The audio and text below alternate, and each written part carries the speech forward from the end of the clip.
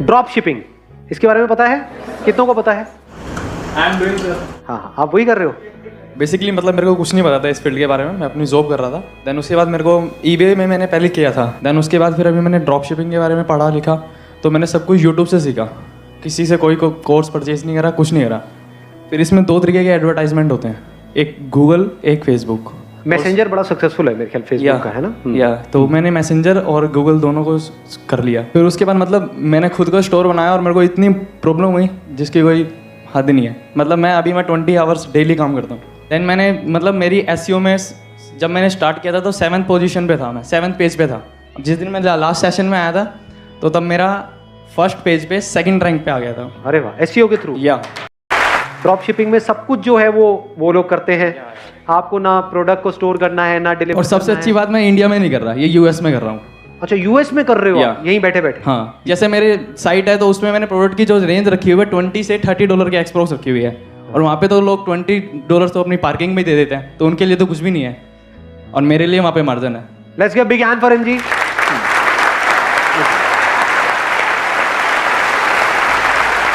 मतलब इन्होंने क्या किया है, इन्होंने एक जनरल वेबसाइट बनाई है जिसके थ्रू सेल कर रहे हैं।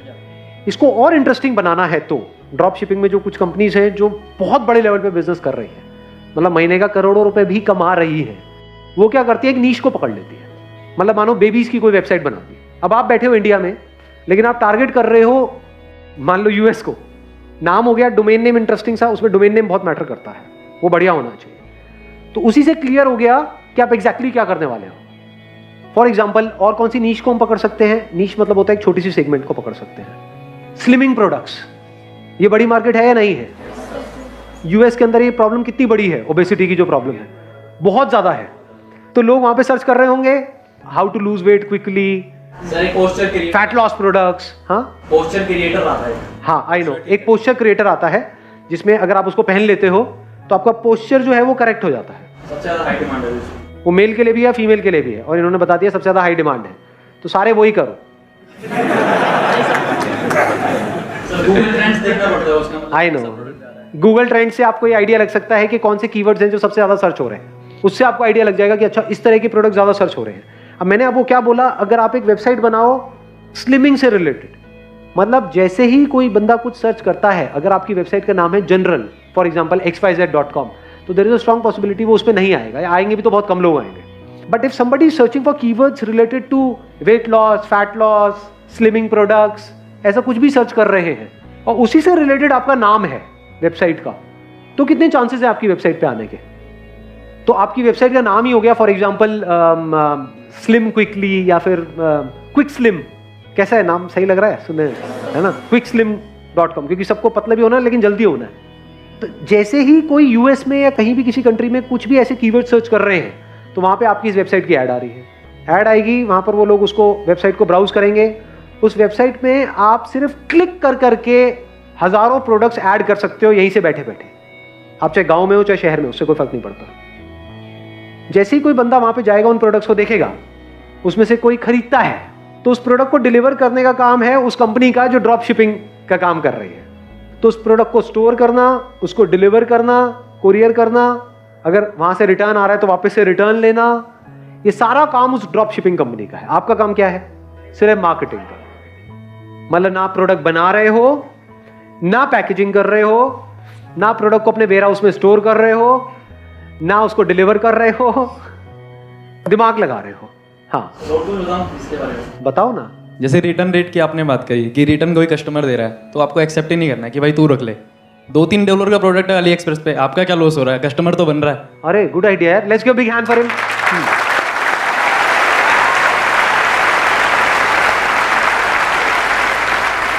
ये बात इनकी समझ आई, इन्होंने क्या बोला है?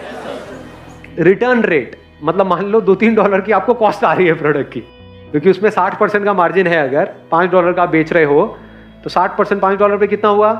$3 हो गया। ये तो आपका मार्जिन है। कॉस्ट कितनी हुई? $2।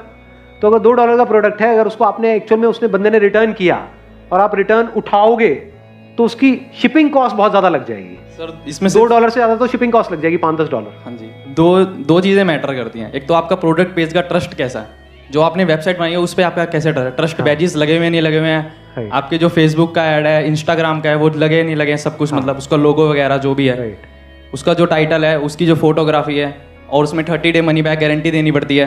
हाँ ठीक है, ये सारी चीज़ें होगी। और दूसरी बात आपकी ऑप्टिमाइजेशन की, आप ऐड कैसे चला रहे हो, कैसे उसको स्केलेबल कर रहे हो। बिल्कुल, इन्होंने दोनों बातें बिल्कुल बैंग ऑन बोली हैं। देखो, दो चीज़ों का खेल है इसमें सारा का सारा। एक है मार्केटिंग, मोस्ट इंपॉर्टेंट, क्योंकि मार्केटिंग अच्छी नहीं होगी तो लोग वहाँ तक आएंगे ही नहीं, आएंगे नहीं तो दिखेगा नहीं, दिखेगा नहीं तो बिकेगा नहीं। Number 1 marketing. Number 2 trust. कोई भी आपकी वेबसाइट को ट्रस्ट क्यों करेगा? अमेजॉन को वहाँ पे हो चाहे यहाँ पे हो चाहे किसी भी कंट्री में, सब ट्रस्ट करते हैं, इसीलिए वहाँ से परचेजिंग होती है। ऐसी कोई XYZ वेबसाइट है, उसको कोई ट्रस्ट कैसे करेगा? उसको डर नहीं लगेगा कि कहीं मैंने अपना क्रेडिट कार्ड डिटेल डाला, कोई गड़बड़ ना हो जाए, ये ना हो जाए, पता नहीं देंगे प्रोडक्ट नहीं देंगे। तो ट्रस्ट को आप कैसे बिल्डअप करते हो, सारा खेल उसका है। उसके लिए आप क्या कर सकते हो? फॉर एग्जाम्पल, आप स्लिमिंग से रिलेटेड प्रोडक्ट्स की एक वेबसाइट बना रहे हो। स्लिमिंग से रिलेटेड कितने प्रोडक्ट्स होंगे? बहुत, मतलब कितने? अरे लाखों हैं। दिमाग क्यों बंद करते हो? स्लिमिंग इंडस्ट्री छोटी इंडस्ट्री है क्या? तो उसमें से लाखों में से हजारों प्रोडक्ट आपने अपने ड्रॉप शिपिंग के थ्रू इसमें एक वेबसाइट बना ली जिसमें हजारों प्रोडक्ट्स हैं।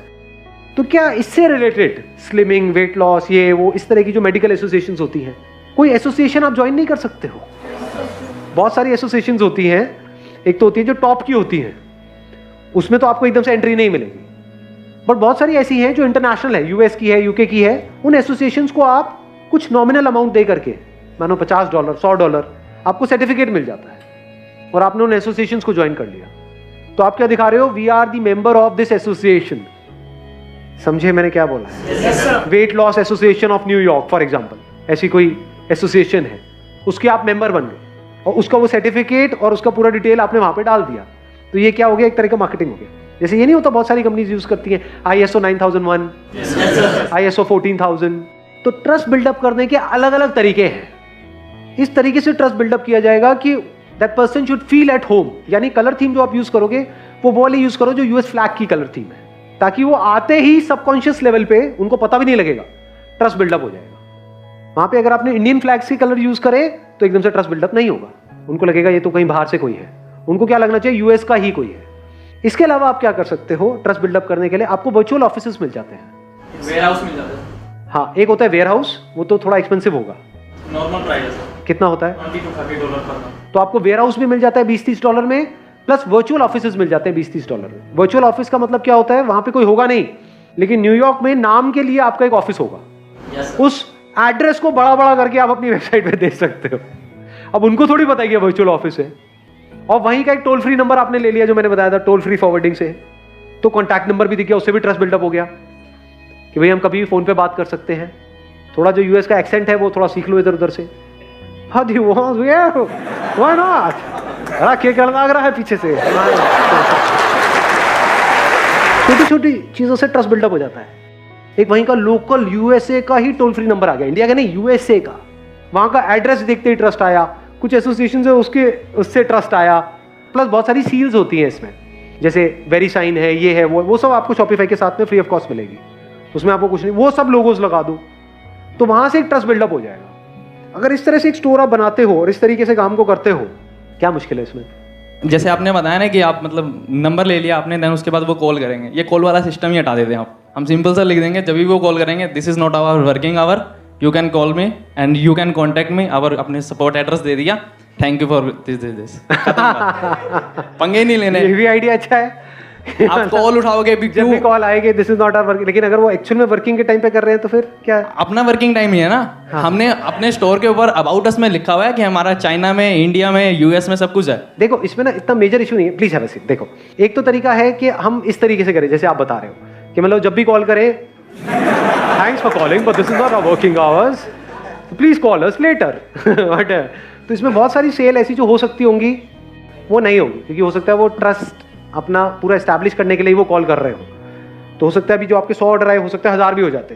तो आप क्या कर सकते हो? देखो जितनी भी ये इंटरनेशनल कंपनीज भी है ना, यूएस की कंपनीज है, ये है वो, उनके सबके कॉल सेंटर्स तो ज़्यादातर इंडिया में ही है। आपके भी कोई ना कोई यार दोस्त होंगे जो कॉल सेंटर में काम कर रहे होंगे, वो मेल भी हो सकते हैं, फीमेल भी हो सकते हैं। जैसे ही काम थोड़ा सा चल जाए, अगर उनको भी अपने साथ में ले आओ तो, कि भाई तू वहाँ पे काम कर ही रहा है, मेरे यहाँ पे देख इतने की तो सेल हो ही रही है, इतना तो मैं कमा ही रहा हूँ, चल आ जा 10% तेरा। और वो अपने मोबाइल से ऑपरेट कर सकती है या कर सकता है, जो भी होंगे। मतलब उनको कोई ऑफिस की भी जरूरत नहीं है, आपको कोई ऑफिस लेने की जरूरत नहीं है इसमें। वो अपने घर से बैठे बैठे ऑपरेट करेंगे। काम क्या है? कन्वर्जन करना। जितनी कन्वर्जन होंगी उन पर उनको 10% उसको कमीशन मिलेगा। तो उसका दिमाग कैसे चलेगा कि यार मैं भी कैसे कमाऊं। उसको पहले अकाउंट खोल के दिखा दिया, देख भाई तेरे को टेंशन लेने की जरूरत नहीं है, इतना तो महीने का आ ही रहा है, तो 10% के हिसाब से तेरे को इतना तो मिल ही जाएगा। ऐसे करके ड्रॉप शिपिंग में इसमें इन्वेस्टमेंट कितनी लगी आपकी? GoDaddy से परचेज कर लो 1 साल के लिए, उसका 1000 के आसपास है। ठीक है। आपने डोमेन नेम ले लिया, देन उसके बाद Shopify का हो गया $29 का। दो तो ये हो गए, मतलब 3000 रुपये अप्रोक्स आपका ये हो गया। ठीक है। फिर आपको कुछ नहीं करना, आपको प्रोडक्ट ऐड करने हैं और अपनी एड चलानी है, और एड्स आप जितने की चलाओगे उतने कमाओगे। तो सिंपल सा मतलब मेरा रूल है, मैंने 20,000 की एड चलाई थी पर मंथ, मतलब डेली के हिसाब से मैंने ले लिए थे 700-800 रुपये, खत्म बात। राइट। क्या ये बहुत बड़ा अमाउंट है? और इसमें क्या हो रहा है, पार्ट टाइम में आपका एक बिजनेस शुरू हो रहा है। अब एडवर्टाइजिंग में आपके ऊपर है आप कितना लगाते हो। अगर एडवर्टाइजिंग को एज एन एक्सपेंस देखते हो तो आप बेवकूफ हो, एज एन इन्वेस्टमेंट देखते हो तो जितना लगा रहे हो, अगर आपको डिजिटल मार्केटिंग आती है तो जितना लगा रहे हो उससे ज्यादा कमा रहे हो। सीधा सा फंडा है। घर बैठे बैठे कहीं पर भी हो, आप रूरल एरिया में हो, अर्बन एरिया में हो, घर बैठे बैठे 2000 रुपये महीने में आपका काम शुरू हो गया है। बढ़िया है जी, कमाओ, लाखों करोड़ों कमाओ।